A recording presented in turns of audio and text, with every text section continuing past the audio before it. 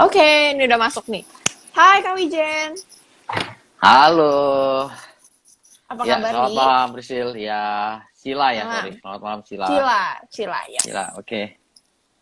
Dari mana nih? Kabar, ya gimana? Dari mana? Dari rumah, dari kantor? Saya lagi dari Bali kebetulan. Oh, Lagi di dari hotel. Bali, work from Di Bali. work from Bali kita. Wow. Oke, ini juga udah masuk malam, Pak. Pak Indra harus selamat malam. Oke, sepertinya koneksi beliau kurang baik gitu, karena di aku masih loading dianya. Betul, Oke, betul. kita juga masih nunggu Pak Gide untuk join. Oke, halo Malam, malam. selamat malam. Dari apa kabar nih Kak? Halo Pak Indra, selamat malam. Oke dia live. Oke nggak apa-apa. Oke kita tunggu Pak Gide juga ya. Ini aku udah invite lagi.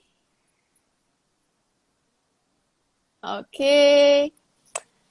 Oh, di sini udah 29 penontonnya. Malam ini pergerakannya cepat sekali. Pasti teman-teman dari Bitrate juga udah nggak sabar. Kita kira-kira akan berbincang apa? Sesuai dengan judulnya, pentingnya analisa biar nggak nelangsa. Dan pastinya, seperti yang tadi aku sudah sebutkan, kita juga mengundang dua orang narasumber lainnya dari bantuan Bitrate juga nih, ada dari Asosiasi Analisis Teknikal Indonesia dan juga International Federation Technical Analysis. Nah, ini udah join lagi. Halo Kak Indra.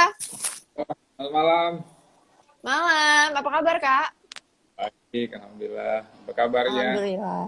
Baik juga. Ini kakak dari mana nih? Dari rumah, dari kantor, apa dari Bali juga nih? Kayak Kak Wijen? Wah, enggak. Saya dari ruang kerja. Oh, Dari dari ruang ruang kerja. saya. Oke. Oke. Sebentar lagi. Oke, ini Kak Gidenya unable terus to join. Tapi mungkin sambil nunggu Kak Gide, kita bisa berbincang-bincang kali ya. Kita mulai aja kali ya dari Kak Wijen nih. Kak Ya, Wijen kita langsung aja deh. Gimana cerita awal mula terbentuknya Bitrate? ya, jadi Bitrate itu sebetulnya kita dirikan tahun 2008 masuk ke 2009 begitu ya. Dan kita dirikan waktu bersama dua orang teman saya yang lain, yang satu bersama Pak Halimah Stansil, yang kedua Pak Charles Nathanael begitu. Cuma beliau sudah tidak join lagi ke Bitrate, tinggal Pak Halimah Stansil. Dan waktu kita dirikan itu posisi kita semua masih kuliah di Institut Teknologi Bandung ya, di ITB.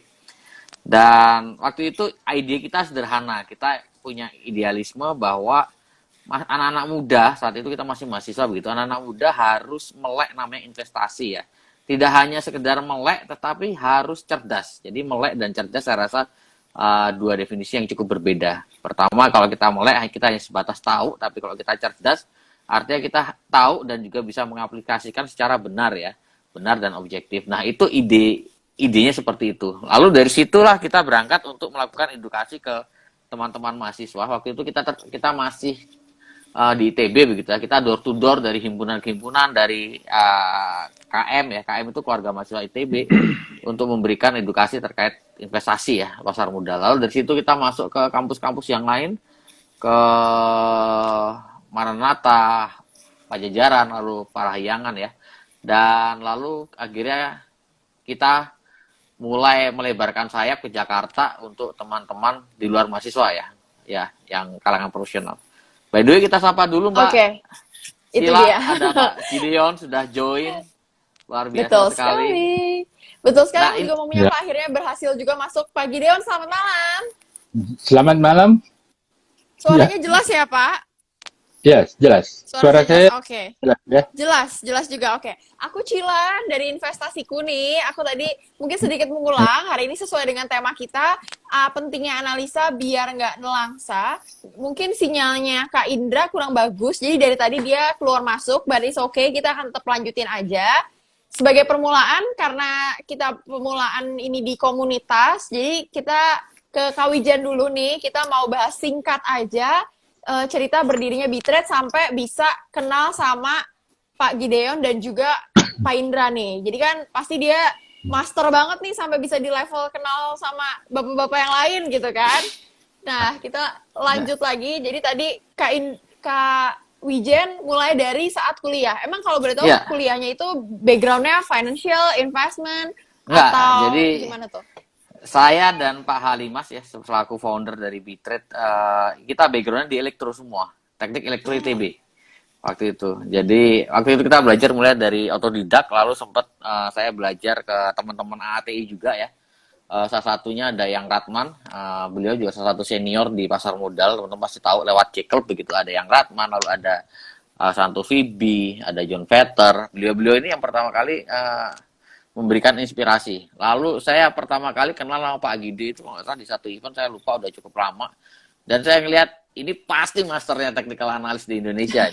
Dan ternyata betul. Betul, pasti betul. Betul. Dan Jangan saya Pak. mendapatkan kehormatan sekali bisa belajar banyak sama Pak Gide, lalu Pak Indra Rangkuti ya. Jadi kalau teman-teman mungkin belum begitu kenal ya dengan Pak Gide maupun Pak Indra, beliau ini adalah salah satu dari sekian banyak guru-guru saya yang mengajari saya di investasi di pasar saham, dan Pak Gide juga salah satu masternya Elliott Wave nih buat teman-teman yang belum tahu ya. Jadi ini malam ini guru yang mengundang suhu-suhunya gitu ya. Wow, luar biasa sekali malam ini. Oke, Kak Wijen, emangnya sebelumnya itu kenapa sih bisa sampai tahu yang namanya saham, tertarik sama investasi, itu ketemunya tuh gimana gitu? Apalagi mungkin Kak Wijen tuh kuliahnya udah berapa puluh tahun yang lalu gitu ya, di mana media sosial belum seberkembang saat ini. ya, saya lulus 2012 ya, jadi ya nggak sampai puluhan lah ya. Saya nggak setua itu gitu ya. 10. Saya masih 10 tahun baru lulus. Gimana tuh ya. awalnya? Jadi awalnya adalah waktu itu kita memang sebenarnya dari SMA saya sudah mulai sering baca berita-berita ekonomi ya. Lalu saya juga suka gitu terhadap pasar modal dari SMA. Nah kebetulan waktu saya kuliah di ITB ini ada satu unit kegiatan mahasiswa gitu ya, namanya KSEP ITB, Kelompok Studi Ekonomi dan Pasar Modal ITB.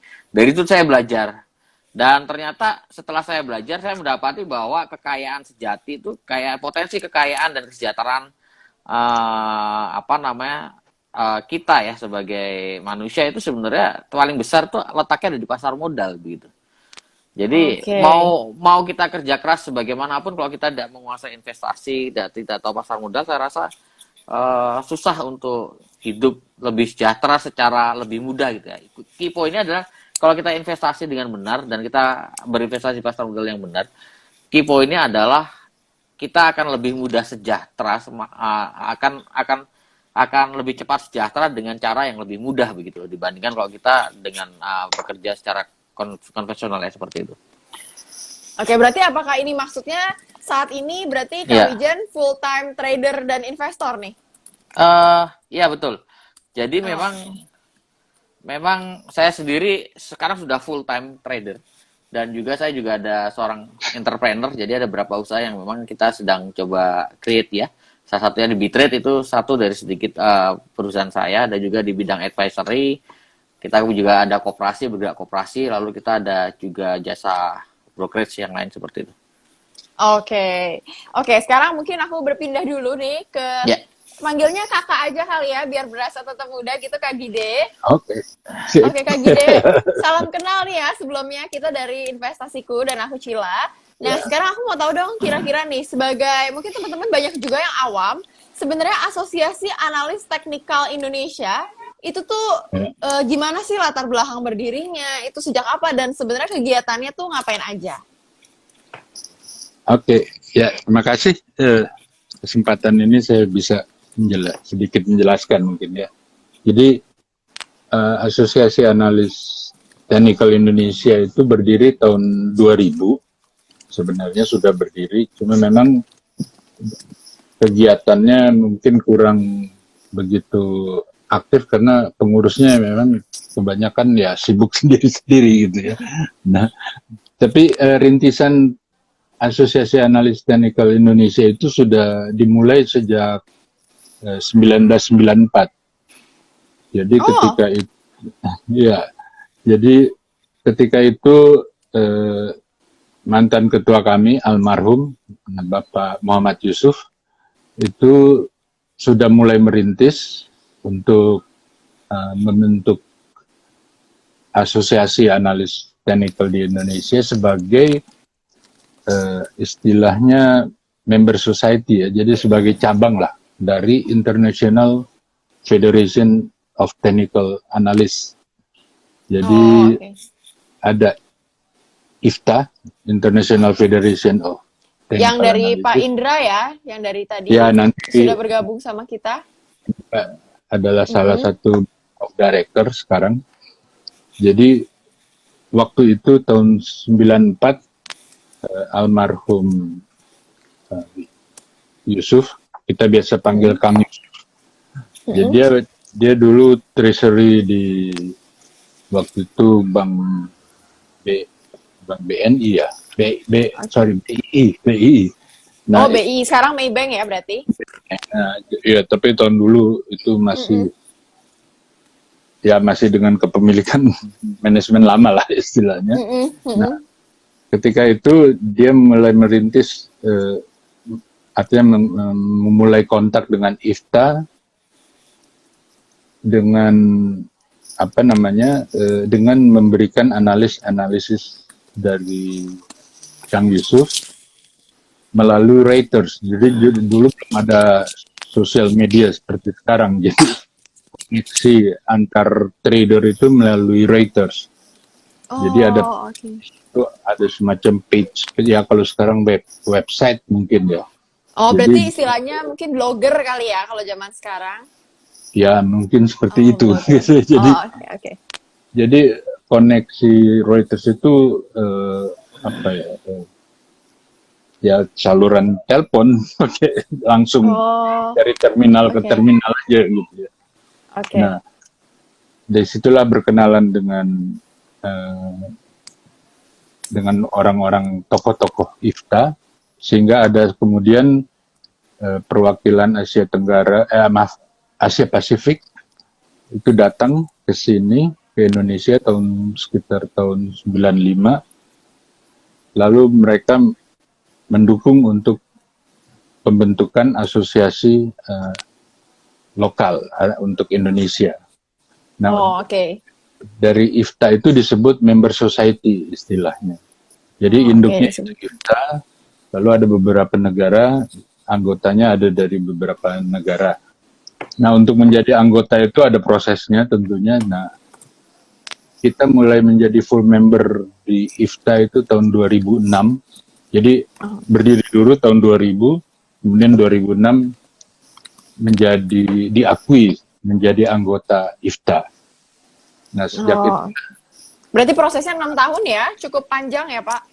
cukup panjang. Itu istilahnya ada naik turun, karena untuk tahap full member itu sebelumnya ada istilah developing member, sempat developing, gugur lagi, ajuin lagi, pokoknya ya Oh, mereka melihat panjang ya. perkembangan di Indonesia bagaimana analisnya. Memang tahun 2000 awal analisis teknikal kurang begitu dikenal, terutama di pasar saham gitu ya. Yang saya tahu waktu itu laporan analisis teknikal itu hanya ada dari dua sekuritas. Oh, dikit sekali ya Cuma waktu itu. yang saya ingat itu ada dari Dana Reksa dan Trimega. Di Dana Reksa itu ada analis namanya Yuga, mungkin dia lebih dikenal dengan Papa Loren. Papa Loren, betul. Papa Legend Loren. banget ini Papa Loren ini, betul. Lalu ada di Trimega ada Pak Fajar. Pak Fajar Betul. akhirnya lebih ke aset management. Nah, yang melanjutkan ke analis technical di bursa ya saya sendiri. Akhirnya saya dan ya tentu Pak Yusuf dan ada teman-teman dari waktu itu dari Mega ya, kalau nggak salah Mega Securities itu apa namanya awal-awal tahun 2000-an. Nah, dari Oke, situlah Mega mungkin. mulai berjalan berkembang ya agak tersendat-sendat, dan sehingga kami bisa jadi full member IFTA karena dilihat Tahun. aktivitasnya sudah oke. Lalu tahun 2008 AAT, ya kita menyebut AATI itu AAT ya, itu dipercayakan untuk menyelenggarakan sertifikasi internasional dari IFTA ya, yang dengan Certified Financial Technician. Jadi itu tahap pertama kita boleh menyelenggarakan ujian internasional di Indonesia. Yang dalam perkembangannya sekarang itu ujiannya sudah online. Oh, jadi saat ini online ya, Pak? Level 1-nya online, level 2 tetap masih onsite karena ujiannya esai yang level 2 itu. Ada berapa level ya, Pak? Kalau boleh tahu, Kalau- mungkin teman-teman ada yang tertarik. Kalau CFTE itu ada 2 level. Jadi level pertama itu yang multiple, ya ujiannya multiple choice. Level kedua esai. Nah, gelar CFTE itu boleh digunakan setelah lulus level 2. Oh, oke, Nah, oke. setelah itu ada tahapannya lagi, ada MFTA, Master Financial Technical Analysis. Itu sudah ada juga dari member AAT yang mendapat gelar MFTA. Kalau untuk CFTA itu sekarang ada sekitar 8 orang untuk gelar. Oh, jadi Nah, di Indonesia sendiri yang dapat gelar CFT itu baru 8 orang sejauh ini, Pak? Iya. Oh, dikit sekali ya. Jadi Wow. karena ya kendalanya pertama mungkin kemanfaatan sertifikasi itu gitu ya. Jadi mungkin teman-teman di sini belum merasakan ya, kalau saya udah lulus itu lalu Bisa digunakan bisa untuk apa. apa lebih jauh gitunya. Oh, oke. Tapi Padahal ini berlaku secara internasional ya. sebenarnya itu diakui. Jadi kalau kita bawa sertifikasi itu ke, misalnya ya katakanlah mau melamar ke Singapura atau mau ke Amerika sendiri atau ke Eropa, itu diakui gitu ya. Itu dilihat sebagai apa namanya, pembuktian bahwa dia sudah Bersertifikasi. certified. Oke. Tapi kalau boleh tahu nih, emang berapa banyak sih sebenarnya persentase sebenarnya orang-orang yang udah daftar gitu? Mungkin banyak juga yang gagal, atau Ya. sebenarnya memang peminatnya, oh memang banyak yang gagal ya? Ya sebenarnya persentasenya kalau level yang 1? banyak ini tuh justru di level 1 ya. Karena persyaratan lulusnya harus benar 70% dari pilihan ganda. Nah, jadi ya tapi nggak terlalu banyak juga ya, mungkin 70% itu sebenarnya berhasil aja. Cuma yang 30%. Cuman mungkin ya saya nggak tahu, karena ya saya katakan tadi kemanfaatannya berkaitan juga dengan biaya ujiannya. Memang apa ya? Karena levelnya internasional, jadi mungkin cukup menguras kantong gitu kali ya. Nah, Oke. cuman dalam perkembangannya IFTA juga akhirnya bekerja sama dengan Robert Prechter. Nah, sehingga maaf, jadi secara paralel itu ada perkembangan asosiasi lain yang khusus menggunakan Elliott Wave. Oke. Itu dari tolong revisi Wijan kalau nama grup nama Elliott Wave Internasional, Pak Gide. Elliott Wave Internasional. Oh, oke. Dipimpin oleh awalnya Robert Prechter ya, dalam perkembangannya saya nggak tahu gimana. Nah, di Elliott Wave International itu juga bikin sertifikasi yang namanya Certified Elliott Wave. A-nya apa? CIWA kan. Cewa betul. Nah, Cewa. Nah, dan itu juga sudah masuk di dalam termasuk di dalam CFT. sertifikat IFTA. Oh, Enggak. di IFTA sekarang IFTA-nya. IFTA sekarang ada CFTI, ada SEWA, CIWA, SEWA. Oke. Jadi Oke. seperti itu. Oke, Ya kalau gitu itu tadi kita udah dengar, background-nya kenapa bisa terbentuknya ATI. Oke, nah kalau dari Kak Gideon sendiri nih juga, kalau boleh tahu nih, dulu kenapa sih bisa terjun ke dunia saham juga gitu? kejebak. Nah ini biasa kalau momen ini suka ada cerita-cerita lucu nih, bisa ada yang bayar utang atau kayak malas kerja atau gimana gitu. Nah mungkin ada cerita lucu nih dari Kak Gideon. Ya lucu sih sebenarnya enggak ya.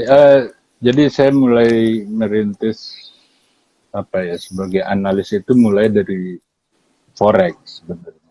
Oh, oke. Jadi saya mengenal pertama forex, di situ saya mengenal analisis technical. Nah makanya juga seperti tadi saya katakan kita menggunakan terminal Reuters gitu ya, kita berkomunikasi dengan teman-teman analis, ya bukan analis apa, pokoknya para apa ya bisa juga ada jurnalis juga, ada apa namanya fund manager dan sebagainya gitu, kita berkomunikasi lewat Reuters dari yang belum ngerti apa-apa sampai ya akhirnya Jadi master tahulah. seperti hari ini. Kita lah mau bilang Master. Udah karena mungkin lebih jadi dulu tahu. karena tahu lebih dulu aja. Oh, masalah timing ya. Tapi timing is the key dalam saham. Oke, aku mau ngingetin juga buat teman-teman di rumah yang punya pertanyaan apapun itu, terutama tentang analisis teknikal, bisa aja taruh di comment box di bawah. Karena nanti pertanyaan-pertanyaan yang menarik tentunya akan aku langsung tanyakan ke Suhu dan Master kita malam ini yang tentunya luar biasa. Ini kesempatannya sangat spesial gitu ya, kayak aku aja belum pernah ketemu mereka personally, baru bisa ketemu secara virtual. Jadi kalau kalian punya pertanyaan, kalian bisa langsung aja taruh di comment box yang ada di bawah. Dan on proses, aku juga masih tetap berusaha mengundang Pak Indra yang hari ini mungkin sinyalnya kurang bersahabat gitu ya. Oke. Nah, balik lagi mungkin ke Kak Wijen. Kak Wijen, Ya. kan jelas banget nih ya kalau kakak sesuai dengan topik hari ini tuh kita membahasnya lebih ke analisa teknikal gitu ya. Betul. Nah, sebenarnya kenapa sih lebih prefer pakai analisa teknikal gitu? Mungkin ada ceritanya lagi juga kayak dulu udah pernah coba cara-cara lain, tapi kok nggak works out, akhirnya mutusin ya udah deh fokusnya di teknikal aja gitu. Jadi begini, awalnya itu menarik artinya karena saya backgroundnya kuliah di science ya di ITB, sehingga saya terbiasa dengan numbers, dengan angka. Dan saya melihat awalnya itu fundamental menarik karena semuanya berdasarkan angka begitu ya. Tetapi sering berjalan waktu ternyata saya tahu bahwa tidak hanya ada fundamental analysis tapi juga ada technical analysis. Dan saya mulai pelajari technical analysis dan itu ternyata jauh lebih menarik lagi dibandingkan fundamental analysis. Kenapa begitu? Karena satu, ternyata bahwa psikologi manusia, psikologi seorang trader ataupun investor itu ternyata terreflek loh, tercermin pada chart, pada pergerakan chart. Sehingga sebetulnya dengan kita bisa menguasai technical analysis, kita bisa mengerti psikologi para traders. Mengerti bagaimana cara berpikir para investor itu bagaimana sih. Kelihatan semua di chart ya. Dan yang lebih menarik lagi, karena kita mengerti psikologi para traders, para pelaku pasar di situ, dan kita bisa untuk melakukan proyeksi ke depan itu kurang lebih akan bergerak seperti apa. Kenapa begitu? Karena di dalam technical itu salah satu dasarnya adalah history repeat itself ya. Artinya Betul. Artinya apa? Artinya psikologi manusia ini sifatnya kan repetisi, berulang. Ya kan? Artinya kalau kita sudah tahu polanya, patternnya, maka kita bisa predik next-nya akan seperti apa. Ya. Oke. Karena dasar itu jugalah yang menyebabkan saya akhirnya belajar di Elliott Wave. Karena di Elliott Wave itu dasarnya adalah satunya pattern ya. Market behavior. Market behavior itu menunjukkan suatu pola-pola tertentu yang sifatnya repetitif. Oleh karena itu terbentuklah namanya Elliott Wave pattern gitu ya. pola elite wave. Jadi itulah mengapa saya lebih akhirnya sekarang tertarik ke technical. Ternyata jauh lebih menarik dibandingkan fundamental menurut saya pribadi ya. Iya, Seperti itu. iya, tentunya. Oke, berarti jelas banget kalau tadi yang Kak Wijen sampaikan, tertarik ke technical analysis itu karena psikologi manusia yang tergambar langsung. Oke, mungkin kita boleh ke Kak Gide deh sekarang. Kak, kira-kira nih menurut Kakak, hal apa ya yang harus diperhatikan dari seseorang yang baru belajar teknikal gitu? Apa sih ya rules-rules penting atau mental seperti apa atau mindset yang kayak gimana gitu? Oke. Ya, ya sebenarnya ini pun sebagai misi dan dari AATI ya untuk mempromosikan analisis teknikal, dan yang paling penting adalah standarisasi. Jadi bagaimana kita mengenal atau menggunakan analisis teknikal ini sebagai alat yang terstandarisasi, artinya penggunaannya profesional. Jadi sebab gini, banyak juga orang karena lihat chart coba-coba sendiri, sebenarnya nggak masalah kalau dia coba-coba sendiri lalu sesuai standar gitu ya. Tapi kemudian sering karena punya pemahaman yang sendiri, akhirnya dia menggunakannya bisa salah, bisa benar juga. Tapi yang perlu kita tahu bahwa analis teknikal itu ada rules-nya, ada aturan-aturan yang bisa kita pakai sebagai pedoman, bukan berarti bahwa setiap pelaku atau pengguna teknikal itu harus bagaimana ya, tapi artinya ada pedomannya lah, bisa menggunakan analis teknikal itu secara profesional dalam arti ya ada validasinya, terukur, dan yang paling penting juga bertanggung jawab. Jadi ketika dia bilang misalnya trennya naik, ya harusnya memang artinya naik gitu ya, semua analis baca naik gitu. Nah, untuk bisa sampai ke situ, ya yang paling penting ya kita perlu belajar teknikal secara benar ya, yang secara standar, memahami pergerakan pasar harian itu seperti apa, lalu ada trennya bagaimana, dan sebagainya.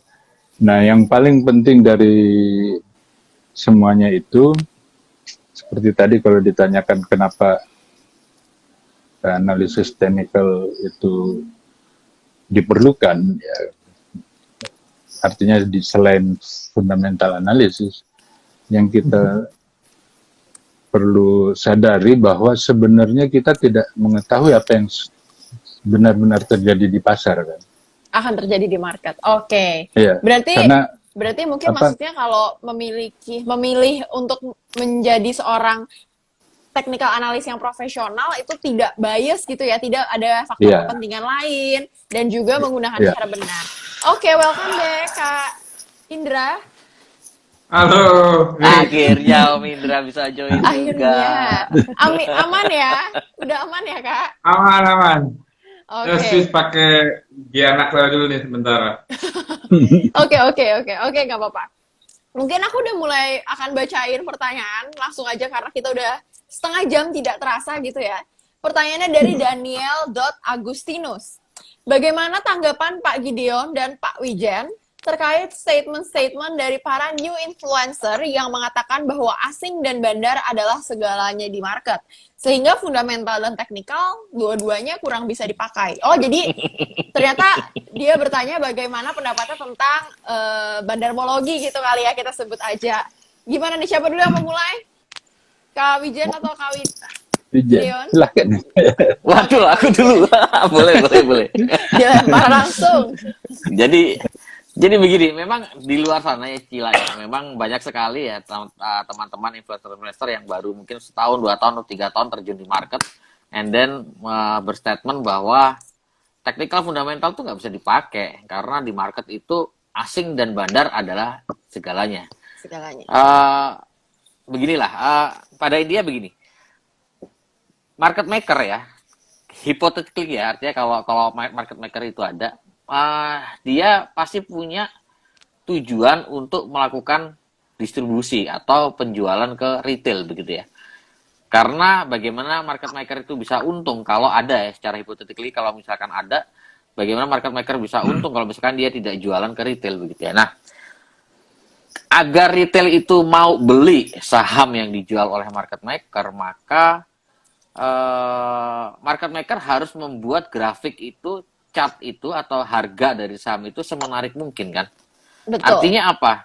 Supaya retail itu tertarik, harga harus dibikin menarik, dan biar retail itu tertarik, cara bikin menariknya gimana ya? Cara dibikin menariknya dengan memberikan kode-kode sinyal bahwa oh ini saham ini bagus ya, dengan cara Trennya volumenya naik. dibikin bagus, trennya naik. Lah itu kan balik lagi teknikal.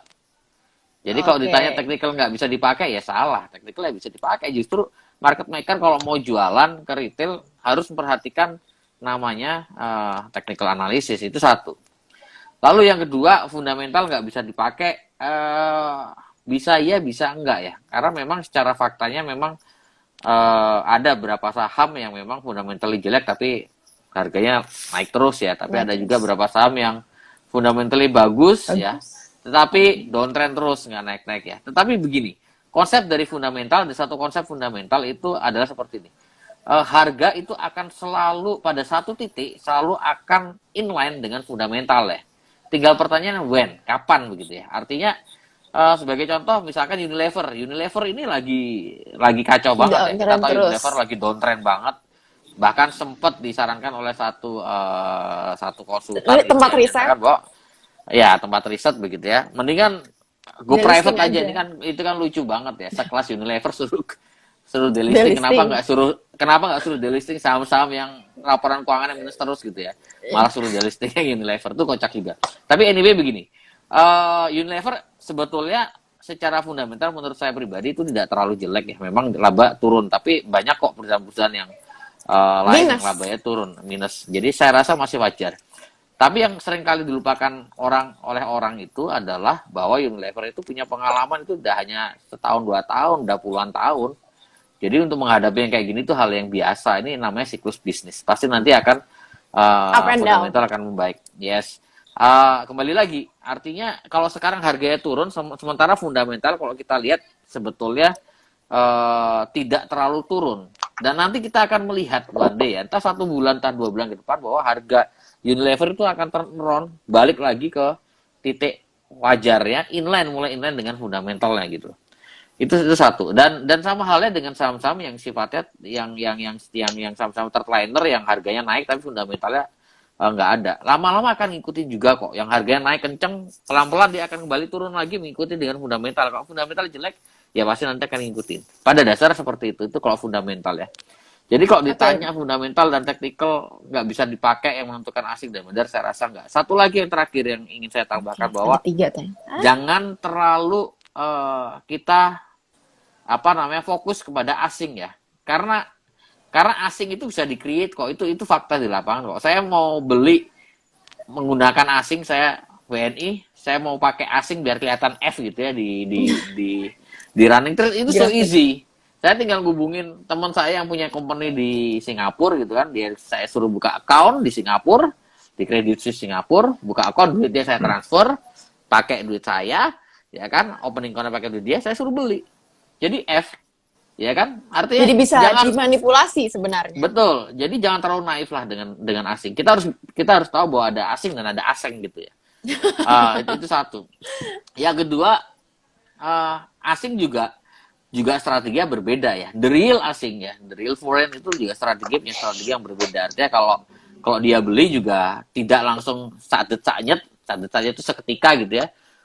Dia punya budget 100 miliar, dia beli langsung hari itu atau 2 hari 100 miliar dia habisin di market. Enggak, pasti dia ada step by step-nya. Ada proses-prosesnya. Jadi betul, artinya kita nggak bisa terlalu berpatokan pada asing juga, karena asing seringkali harga naik dia beli, kelihatan dia beli, tetapi sebetulnya yang dia beli itu ada sekian persen dari total budget yang dia punya. Jadi ketika harga turun lagi ya dia masih bisa beli lagi gitu. Jadi jangan terlalu euforia dengan asing. Asing ketika beli harga naik itu belum tentu menunjukkan bahwa asing sudah full power di situ. Bisa jadi itu masih nyicil. Begitu juga sebaliknya, kalau asing jualan ketika posisi di bawah, itu kan yang kelihatan sekarang dia jualan sekarang di posisi di bawah. Tapi mungkin sebelum-sebelumnya di posisi yang di atas sana dia udah jualan sebagian besar. Yang sekarang ketika harga turun cuma sebagian kecil aja gitu. Ya, berarti bisa juga dibuat tidak terlihat sebenarnya itu Betul, siapa. betul, Oke, betul. Jadi jangan terlalu sebelum- naif lah dengan asing itu. Oke, sebelum lanjut lagi, mungkin Pak Gideon mau nambahin? Ya, jadi kalau kita bicara fundamental analysis, mungkin kita perlu diklarifikasi lagi ya. Jadi fundamental analysis yang benar-benar bisa menghitung harga wajar satu saham gitu ya. Jadi yang dibilang fundamental analysis itu bukan sekedar mendengar berita suku bunga naik lalu jualan saham, tidak hanya seperti itu gitu ya. Dan sekarang ke sisi bandar. Nah, buat saya lihat bahwa yang namanya bandar atau lebih tepatnya mungkin big fund ya, bisa itu fund manager juga dan juga bisa ya katakanlah asing. Nah, itu saya anggap sebagai satu kesatuan. Nah, semuanya itu punya keterbatasan. Sengawur-ngawurnya bandar jual beli, ujung-ujung dia mau untung kan. Betul. Nah, keterbatasannya dia itu akan tercermin di pasar, tercermin di harga, dan harga itu akhirnya membentuk polanya dia sendiri. Gitu. Nah, disitulah peran technical analysis untuk membacanya. Ya, tinggal pinter-pinter bisa baca nggak? Gitu. Artinya technical analysis yang dipakai yang seperti apa gitu.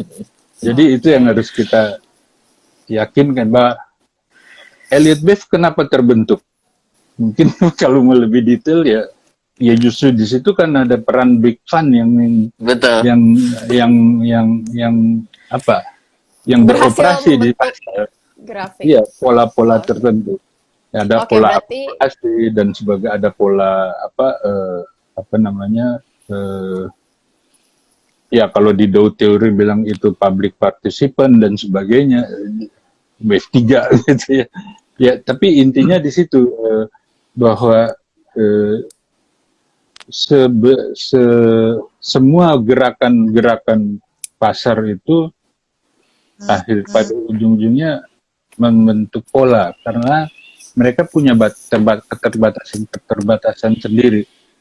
Fund manager karena sudah kelebihan portfolionya, misalnya dia punya saham bagus, Telkom misalnya, tapi karena udah lewat 10%, dia terpaksa jual. Dan itu karena jumlahnya besar, mungkin bisa harganya jadi bisa turun misalnya. Tapi bisa juga padahal sebenarnya oke-oke aja ya, Pak. Oke-oke aja gitu.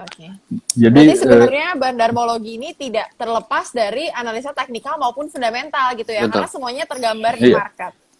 Oke. Nah, mungkin kita beralih ke Kak Indra nih, karena dari tadi baru masuk gitu kan. Mungkin kita boleh bahas kembali ke belakang sedikit gitu ya. Gimana ceritanya Kak Indra bisa tergabung dalam International Federation Technical Analysis? Oke, saya bisa tergabung di sana karena saya salah satu member daripada Asosiasi Analis Technical Indonesia, AATI, termasuk salah satu dari 20 member yang tetap, ada yang development 2, sehingga saya mendapat rekomendasi dari Presiden IFTA, dari AATI, dari Ketua Umum Asosiasi Malaysia, dari Swiss juga, dan dari Jepang dan Mesir juga ya ada. Nah, itulah kenapa saya menjadi salah satu board of director di IFTA. Nah, saya di sini saat ini nggak menaungi ya secara tidak langsung, saya mengumpulkan teman-teman daripada yang sekitaran Asia Tenggara. Januari kemarin saya membuat acara Market Outlook baru terkumpul 4 negara, Indonesia, Malaysia, Singapura, dan Filipina. Filipina termasuk salah satu developing country, dia belum full membership of IFTA. Nah, pertama kali, jadi di IFTA ini ada sertifikasi namanya CFP, level 1, level 2. Yang tadi sudah dibahas Salah sama satu Pak itu. Gideon ya? Oh sudah ya? Wah, Ya, Oh mohon sempat maaf Pak. saya sempat make sure. kenal betul. Sudah dikenalkan tadi. Oke. Ya, dan ada MFTA. Ya, jadi setiap tahun kita mengadakan conference tahunan bergilir. Cuman karena ada pandemi saat ini sifatnya online ya. Mm-mm. Beberapa tahun lalu ada di London, di Tokyo, di Sydney. Ya, kembali lagi, dan kebetulan juga saya di AATI juga salah satu pengurus, di bawahnya Pak Gide, saya salah satu bendung di sana. Ya, untuk apa namanya, mungkin dari IFTA sendiri juga mengencourage ya orang-orang untuk memahami technical analysis ya, karena kalau yang sekarang sedang musim seperti bot atau robot itu kalau bisa dibilang 90% isinya indikator technical analysis. Signal itu kan adalah robot itu adalah automatic system, ya kan, jadi sistem yang diotomatiskan sehingga terjadi Sinyal-sinyal, operasi by munculnya attack. sinyal-sinyal. Oke. Ya, jadi apabila kita memahami, kita mengetahui bahwa robot yang dijual itu benar atau tidak, palsu atau tidak, sehingga kita bisa mengetahui segala transaksi yang telah terjadi, gitu. Oke. Nah, ini saya tambahin dikit ya, ini soalnya Boleh. saya agak ngulik tentang kan judulnya pentingnya teknik analis biar nggak ngelongso. Masa. Tadi Yes. sepertinya saya sering tadi Pak Gide bilang adanya standarisasi. Ya, kita dari IFTA tuh punya slogan we speak a same language, ya. Oke. We speak a chart language. Jadi sama. Terus kedua, kalau kita ngerti, kita bisa menjadi seorang portfolio manajer yang profesional, analis yang profesional, juga trader yang profesional. Ya, teknik analisa ini, keilmuan ini empiris. Jadi terbukti, ya. Lalu kita mampu mengelola resiko, dan yang paling penting kita bisa membuat trading plan, level entry, level resiko, target keuntungan, dan yang paling terakhir adalah sizing lot, sizing berapa yang kita mau entry. Nah, lalu dari teknik analisa kita juga bisa melakukan intermarket analysis. Contoh, ketika harga komoditas melemah, tentu kita akan switching ke instrumen yang berpotensi untuk naik. Ya, jadi sehingga kita bisa membuat sebuah produk atau indeks, ya, kita bisa melakukan apa namanya asset location. Ketika sudah mature, kita akan switching kemana. Ya, jadi itu ya walaupun isinya itu bisa kita pindahin dari tadi ke saham, ke currency, atau juga ke obligasi atau bond. Ya, itulah kegunaannya yang hanya orang tahu kan teknik analisanya golden cross, dead cross. Mereka hanya tahu level-level switching level-level signal. Tetapi mengelola portfolio menggunakan teknik analisa bisa. Kita bisa menggunakan teknik analisa untuk intermarket, ya kan? Nah, disitulah perannya teknik analisa di teknik intermarket analysis atau asset allocation untuk seorang portfolio atau fund manager, gitu. Oke, berarti secara tidak langsung intinya adalah mengelola aset portofolio menggunakan analisa teknikal itu bisa keseluruhannya gitu ya? Oke. Bisa, semua bisa. Oke. Mungkin aku kepikiran nih, karena namanya International Federation Technical Analysis. Sebenarnya apa sih yang akan membedakan negara-negara yang bergabung dengan IFTA dan enggak? Itu ada kayak apa perbedaannya atau benefit lebihnya, atau di dalam situ ada trading, I don't know, ada trading competition kah atau ada apanya gitu, Kak? Oke, kalau pertama adanya standarisasi ya, adanya satu keilmuan, outputnya adalah sertifikasi. Nah, lalu juga setelah level CFTI 1-2 ada MFTA. Nah, di situ kita membuat membuat jurnal ya.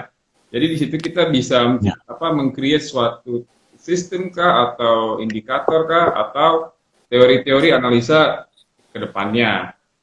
Nah, dan yang karena tadi kita internasional, otomatis kita akan menjadi lebih profesional gitu. Kenapa? Karena dengan adanya networking di luar sana, otomatis informasi lebih cepat kita dapat dibandingkan orang-orang yang tidak tergabung dalam asosiasi ini. Oke. Oke, kalau gitu. Berarti asosiasi ini adalah sekumpulan orang-orang yang fokus pada analisa teknikal agar bisa tetap terlihat dan memang nyatanya profesional dan menggunakan teori-teorinya tanpa bias seperti yang tadi Pak Gideon udah bilang ya. Baik. Bukan terlihat, memang profesional. Iya. Iya ya, memang profesional. Dan certified, tenang, tidak diragukan, Betul. tidak diragukan. Betul. Oke. Ini ada pertanyaan selanjutnya dari Maria Octavian. Pertanyaannya, sertifikasi analisa teknikal apakah hanya untuk Elliott Wave kah, Kak? Gitu. Ini kira-kira yang mau jawab mungkin dari siapa dulu nih? Kak Wijen dulu? Kayaknya Pak Gide Atau- lebih cocok ini untuk menjawab Gide. pertanyaannya Bu Maria. Oke, boleh. Oke, ini saya nggak pakai mikro, terdengar ya? Jelas. Terdengar Pak? Aman, Pak, aman. Ya, soalnya ini ngecharge sama pakai.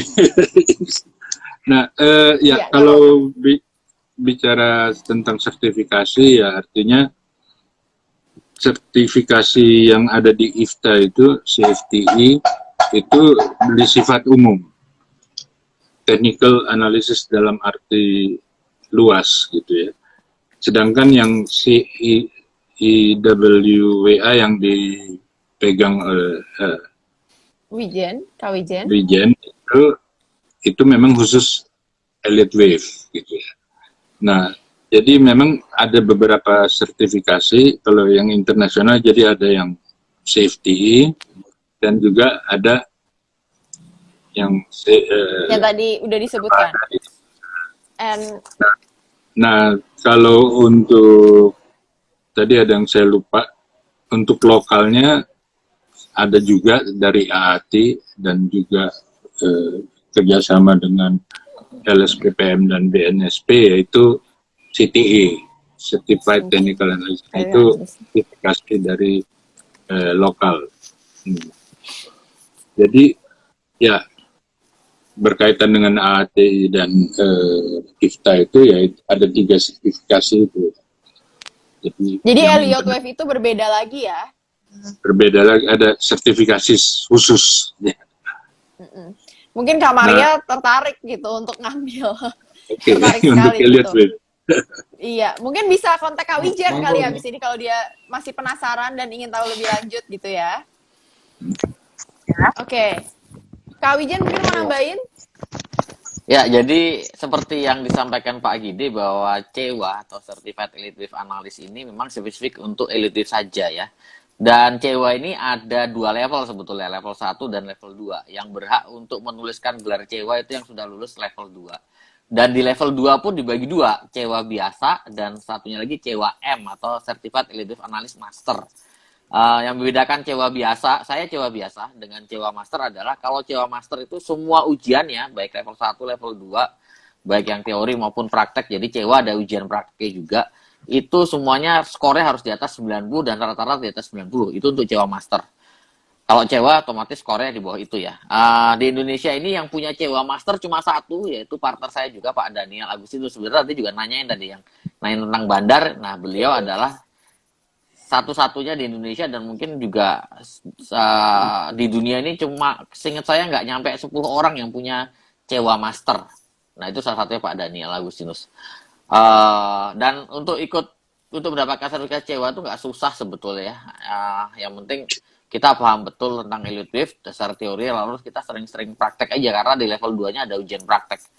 Dan praktek itu yang cukup sulit ya, cukup susah karena memang banyak sekali ketentuan-ketentuan yang harus diikutin. Kalau nggak diikutin, pasti codingannya dianggap salah sama asesor ya, sama penguji ya, seperti itu. Oke. Oke, kalau gitu kita berlanjut ke pertanyaan berikutnya dari gra_vt.score. Kak, kalau mau belajar technical analysis, awalnya gimana ya? Nah, mungkin dari siapa dulu nih? Dari yang internasional dulu kali ya. Mungkin Kak Indra Boleh. mau jawab duluan. Gimana nih biar bisa analisa teknikal versi internasional kali ya, yang diakui gitu. Biar nggak salah jalan dari Ya, mana. saya rasa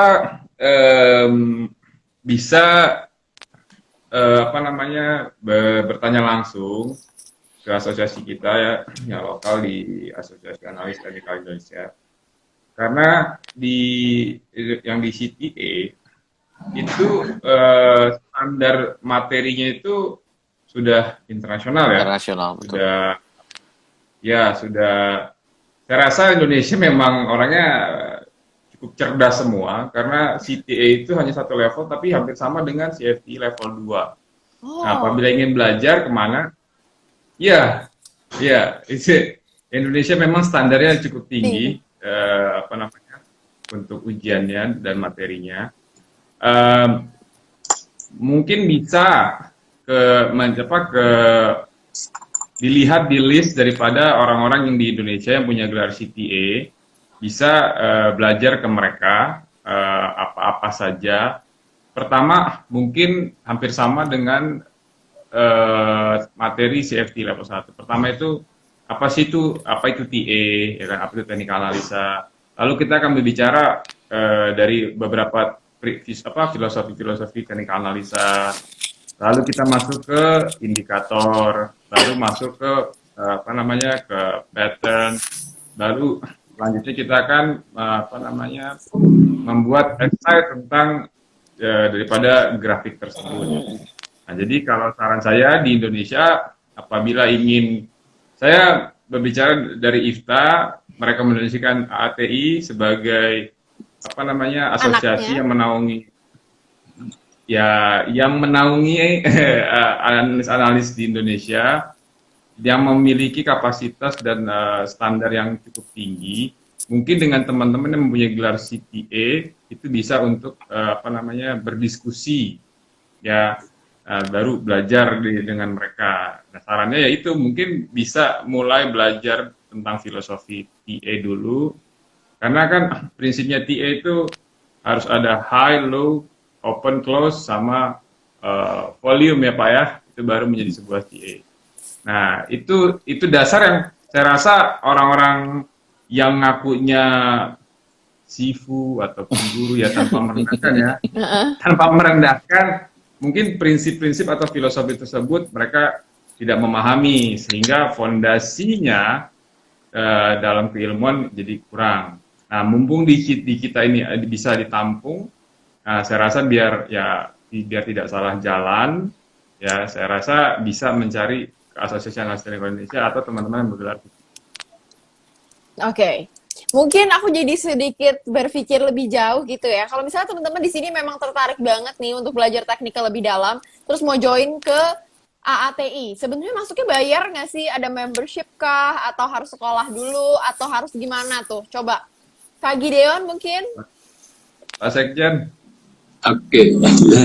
Ya, kalau untuk bergabung di AATI itu ya secara artinya ada jalur yang secara normal lah katakan, ya kita mendaftarkan diri, ada form pendaftarannya, dan kemudian bayar iuran tahun pertamanya, ya, dan kemudian tahap ketiga itu ada sosialisasi. Nah, sebenarnya tanya jawab yang terjadi sekarang ini bisa jadi bahan buat sosialisasi sebenarnya. Jadi itu sudah termasuk sosialisasi. Nah, persyaratannya ya memang cuma itu, tapi ada jalur lain, misalnya mengikuti ujian pelatihan dan ujian RTE. RTE itu Register Technical Analysis, itu macam juniornya dari CTA. Nah, nanti ketika mengikuti ujian di LSPPM itu otomatis jadi member. Jadi Oh, oke. yang ikut ujian ya, yang ikut Iya. ujiannya itu jadi otomatis jadi member ATI karena di pelatihan RTA yang pertama yang di CSI Institute itu ada semacam sosialisasi artinya perkenalan ATI dan IFTA seperti yang kita. Oh, Tapi oke. Berarti semudah tinggal belajar dan mengikuti ujian RTA gitu ya. Berarti bisa terjangkau jalur banget itu. teman-teman. Oke. Kalau mau langsung juga bisa. Jadi daftar langsung.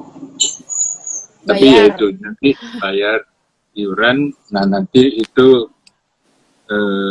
ada tahapan sosialisasi lagi. Oke. Oke, mungkin ini akan terhitung sebagai pertanyaan terakhir, tapi merupakan pertanyaan yang juga ditunggu sama teman-teman di rumah.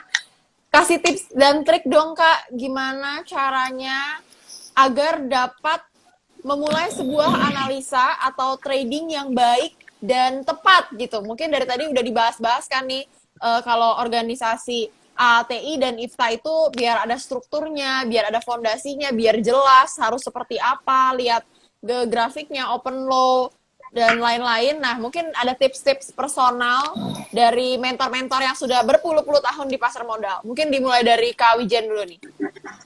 Ya, jadi pertama kita tahu lah dari acara pada malam hari ini, kita tahu bahwa technical analysis itu punya standar, ya, punya standar dan tidak artinya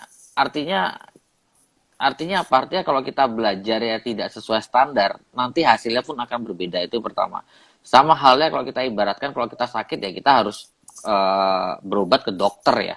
Yang memang betul lulusan kedokteran ya, punya ijazahnya, apalagi syukur-syukur kalau dia spesialis gitu ya.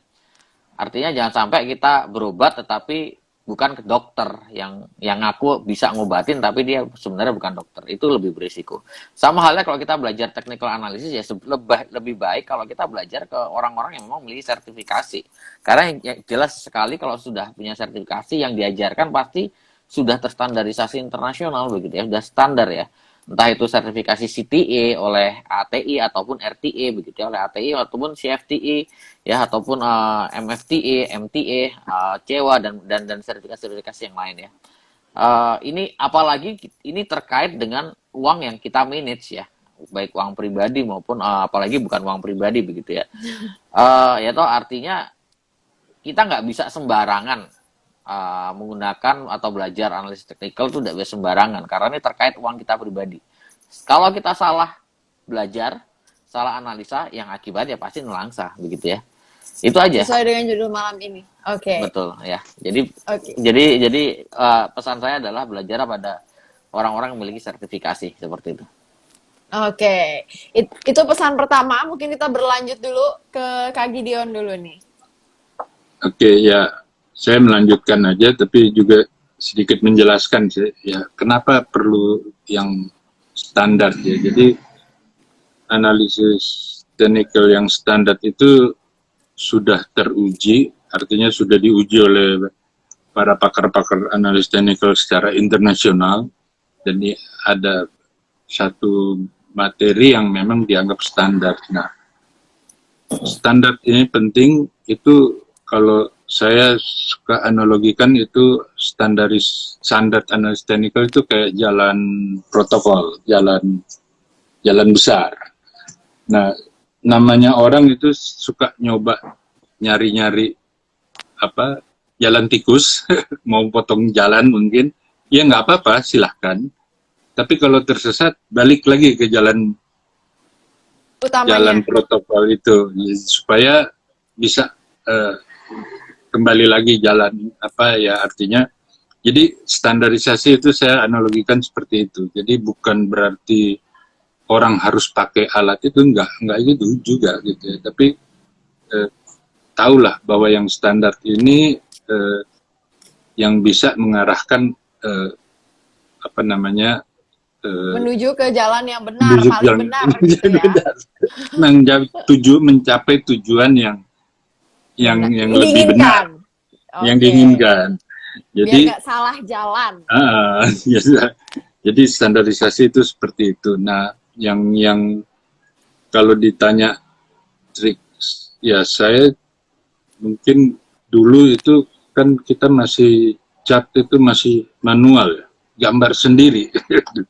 Sekarang udah enak, ada komputer, ada bisa lihat lewat Aplikasi. aplikasi.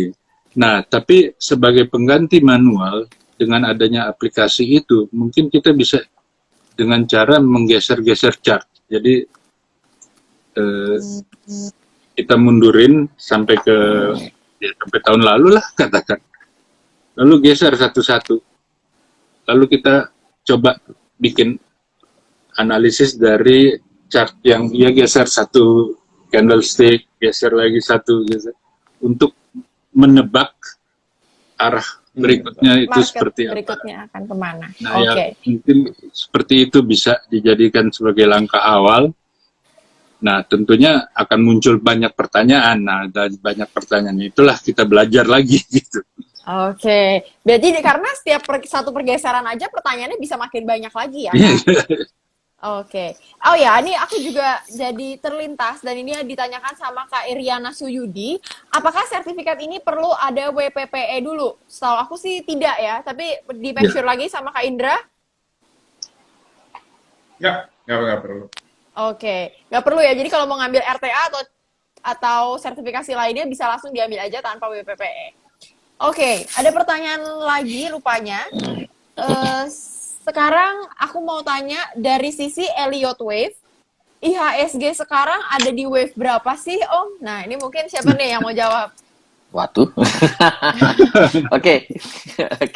Kayaknya. Itu ada spesialis itu. Jadi posisi IHSG sekarang sedang berada di wave 5 sebetulnya ya. Tapi wave 5 ini belum selesai karena posisinya masih di wave 3 dari wave 5. Kalau kita perhatikan pergerakan IHSG yang volatile, artinya hari kemarin naik ya, gap up, lalu sore ditutup turun, dan hari ini masih terkoreksi merah, begitu artinya volatile. Dan kita perhatikan minggu lalu juga seperti itu, sempat turun, lalu tiba-tiba hari Jumat dia naik agresif begitu ya. Nah, volatilitas ini ada satu karakter daripada wave 5 ya. Tapi good news-nya adalah wave 5 belum selesai. Mungkin IHSG masih bisa naik sekitar 72, 73 ya. At least untuk target terdekatnya, karena posisinya masih di wave 3 daripada wave 5. Seperti itu untuk IHSG. Oke, ini udah ada yang colongan-colongan, akhirnya kita dapat jawabannya. Jadi tenang-tenang aja, jadi kita nggak perlu hold cash keras kali ya, justru kita persiapan. Jadi untuk sekarang sih rekomendasi kita yang paling baik ya di kondisi market sekarang, apalagi posisinya sudah di wave 5. Wave 5 ini kan sebenarnya berada di akhir uptrend ya. Ya trading cepat aja sebetulnya. Trading boleh, tapi trading cepat ya. Oke, tentunya dengan menggunakan standarisasi yang benar. Dengan standarisasi yang benar ya, syukur-syukur sesuai dengan belajar dengan yang punya sertifikasi ya, dan tentunya harus diikuti dengan trading plan juga yang pastinya ya. Iya. Seperti itu. Dan nambahin dikit boleh? Boleh Pak Indra. Boleh Pak Indra, monggo. Tips yang mau belajar trading itu kan ya. Ini saya gunakan dan selalu saya sampaikan, selalu buat jurnal atau buat diary atau logbook untuk trading, ya kan. Jadi dari logbook itu mungkin akan lebih mudah, seperti tadi contoh Pak Gide bilang digeser, karena rekam jejak tadi kan kita bisa lihat akan terjadi pengulangan yang serupa atau menyerupai atau hampir sama. Mungkin itu aja tips dari saya, karena itu sampai sekarang ya mungkin kalau orang kan punya diary itu kan pasti tersimpan gitu kan ya. Jadi itu dasarnya.